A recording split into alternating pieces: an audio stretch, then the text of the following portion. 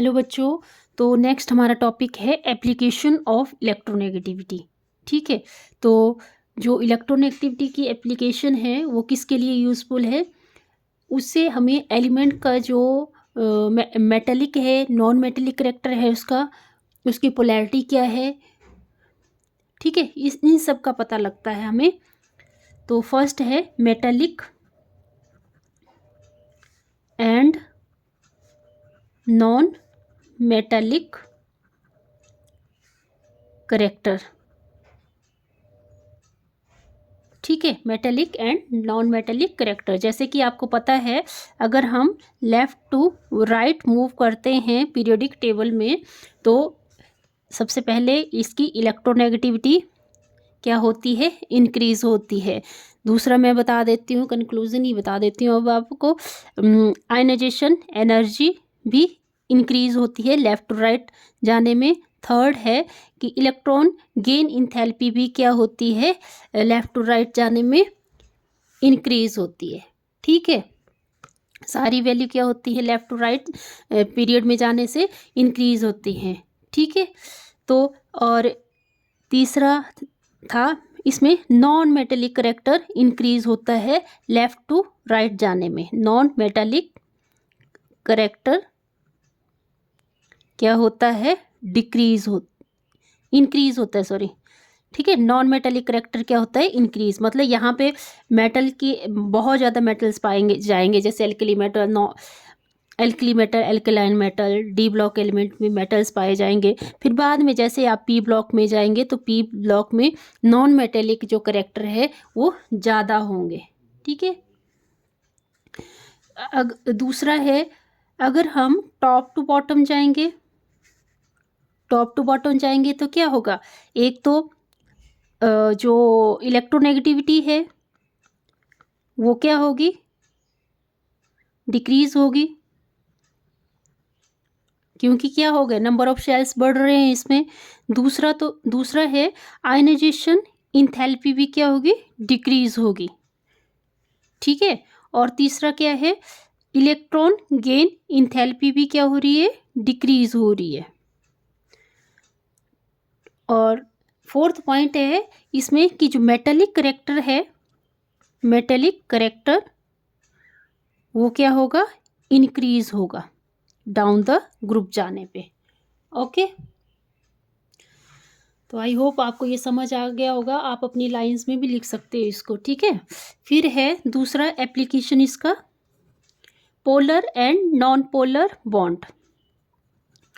Polar and non polar bond, polar and non polar bonds.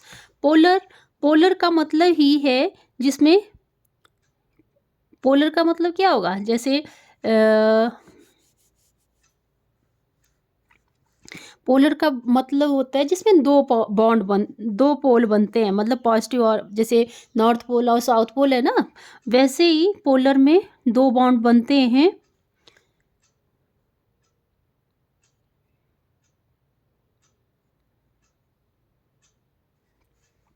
Polar bond positive और negative bond बनेंगे इसमें। ठीक है, पॉजिटिवली और नेगेटिव बॉन्ड बनेंगे। ठीक है, जैसे हम एग्जांपल ले लेते हैं, पोलर में HF का ले लिया, दूसरा क्या ले सकते हैं, HCl का ले सकते हैं।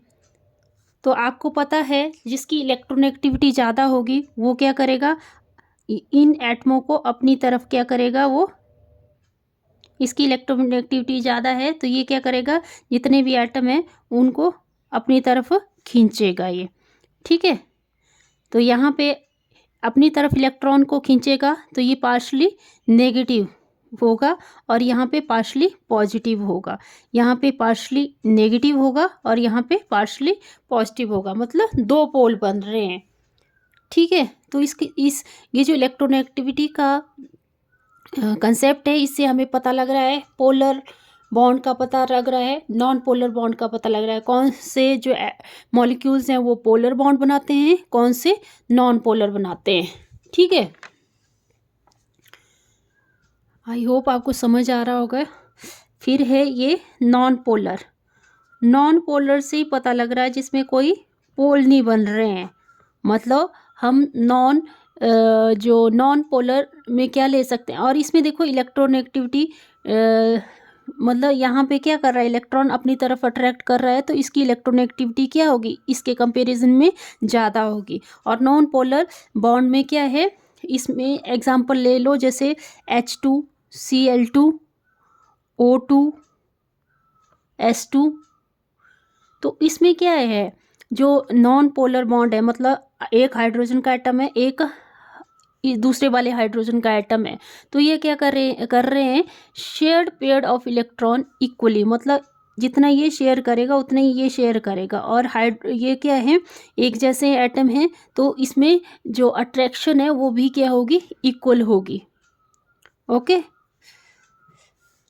तो आई होप आपको ये दोनों एप्लीकेशन समझ आ गई होंगी। अगर समझ आ गई तो प्लीज़ चैनल को लाइक करें, सब्सक्राइब करें। Thank you.